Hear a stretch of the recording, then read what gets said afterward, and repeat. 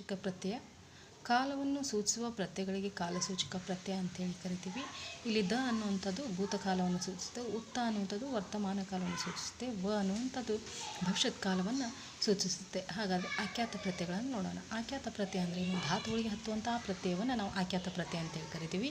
ಇವುಗಳನ್ನು ಕ್ರಿಯಾ ವಿಭಕ್ತಿ ಪ್ರತ್ಯಯಗಳಂತಲೂ ಕರಿತೀವಿ, ಇನ್ನು ಕ್ರಿಯಾ ವಿಭಕ್ತಿ ಪ್ರತ್ಯಯ ಅಂತಲೂ ಕರಿತೀವಿ. ಉದಾಹರಣೆ ನೋಡೋದಾದರೆ ಆ ಪ್ರತ್ಯಯಗಳು ಯಾವುವು ಅಂದ್ರೆ ಆಖ್ಯಾತ ಪ್ರತ್ಯಯಗಳು ಆನೆ, ಆಳೆ, ಆಕೆ, ಅಲಿ, ಅದು, ಅವೆ, ಅಮ್, ಇರ್, ಅರ್, ಇರ್, ಏವು, ಆನು, ಆಳು, ಇದು ಇವೆಲ್ಲ ಆಖ್ಯಾತ ಪ್ರತ್ಯಯಗಳಿಗೆ ಉದಾಹರಣೆಗಳು. ಧಾತುವಿನ ಕೊನೆಯಲ್ಲಿ ಹತ್ತುವಂಥ ಇವು ಆಖ್ಯಾತ ಪ್ರತ್ಯಯಗಳು. ಕ್ರಿಯಾಪದದ ಪ್ರಕಾರ ಅಂದರೆ ಕ್ರಿಯಾಪದ ಪ್ರಕಾರಗಳು ಯಾವುವು? ಅರ್ಥದ ದೃಷ್ಟಿಯಿಂದ ನಾವು ಕ್ರಿಯಾಪದವನ್ನು 3 ವಿಂಗಡಣೆ ಮಾಡಲಾಗಿದೆ. 1 ವಿಧ್ಯಾರ್ಥಕ ಕ್ರಿಯಾಪದ, 2 ನಿಷೇಧಾರ್ಥಕ ಕ್ರಿಯಾಪದ, 3 ಸಂಭವನಾರ್ಥಕ ಕ್ರಿಯಾಪದ. ಹಾಗಾದರೆ ವಿಧ್ಯಾರ್ಥಕ ಕ್ರಿಯಾಪದ ಅಂತ ಹೇಳಿದರೆ ವಿಧಿ ಪ್ಲಸ್ ಅರ್ಥಕ ವಿಧ್ಯಾರ್ಥಕ. ಇಲ್ಲಿ ವಿಧಿ ಅಂದರೆ ಆಜ್ಞೆ, ಅಪ್ಪಣೆ, ಭಿನ್ನಹ, ವಿಜ್ಞಾಪನೆ, ಆಶೀರ್ವಾದ, ಹಾರೈಕೆ, ಶಾಪ ಎಂದರ್ಥ. ಈ ಅರ್ಥಗಳನ್ನು ಸೂಚಿಸುವಲ್ಲಿ ಧಾತುಗಳಿಗೆ ಆಖ್ಯಾತ ಪ್ರತ್ಯಯಗಳು ಸೇರಿ ವಿಧ್ಯಾರ್ಥಕ ಕ್ರಿಯಾಪದಗಳು ಎನಿಸುವು. ಉದಾಹರಣೆಗೆ ಅವನಿಗೆ ಶುಭವಾಗಲಿ, ಇಲ್ಲಿ ಏನೈತಿ? ಹಾರೈಕೆ ಇದೆ. ನಾನು, ಉದಾಹರಣೆ ಪುರುಷದಲ್ಲಿ ನಾನು ಮಾಡೇವು, ನಾನು ಮಾಡೇವು, ನಾವು ಮಾಡೋಣ, ನೀನು ಮಾಡು, ನೀವು ಮಾಡಿರಿ, ಅವನು ಮಾಡಲಿ, ಅವನು ಮಾಡಲಿ, ಅವರು ಮಾಡಲಿ, ಅವಳು ಮಾಡಲಿ, ಅವರು ಮಾಡಲಿ, ಅದು ಮಾಡಲಿ, ಅವು ಮಾಡಲಿ. ಇದು ನಿಷೇಧಾರ್ಥಕ ಕ್ರಿಯಾಪದ ಅಂದರೆ ನೋಡೋಣ. ಕ್ರಿಯೆ ನಡೆಯಲಿಲ್ಲ ಎಂಬ ಅರ್ಥವನ್ನು ಸೂಚಿಸುವಲ್ಲಿ ಧಾತುಗಳಿಗೆ ಆಖ್ಯಾತ ಪ್ರತ್ಯಯಗಳು ಸೇರಿ ನಿಷೇಧಾರ್ಥಕ ಕ್ರಿಯಾಪದಗಳು ಆಗ್ತಾವೆ.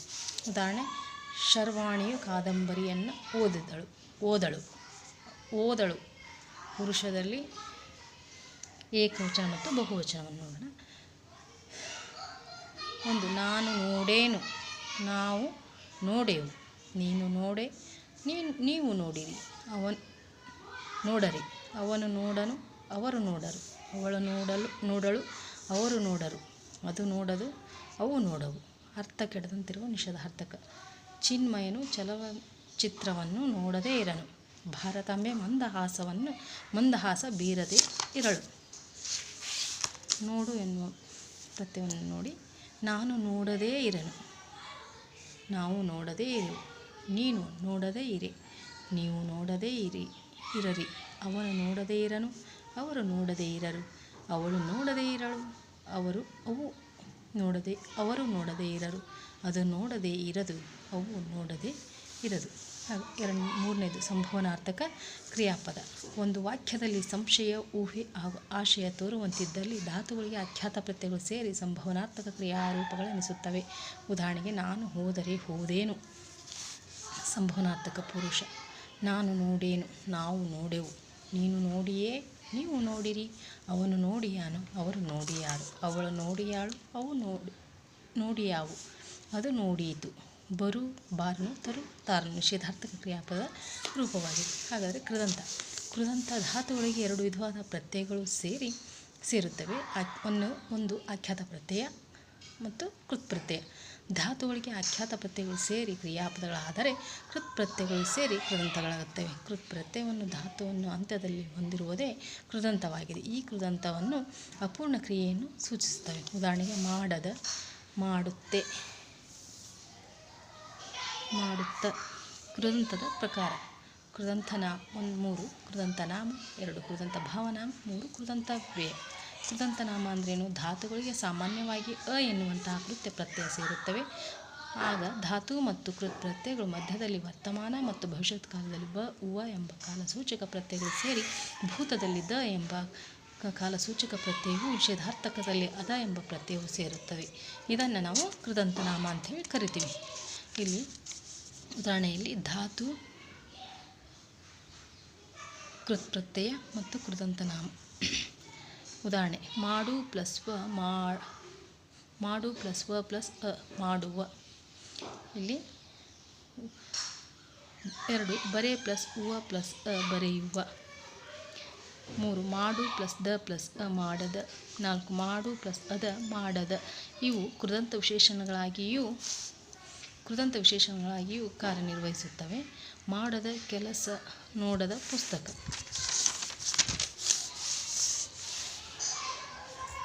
ಕೃದಂತ ಭಾವನಾಮ.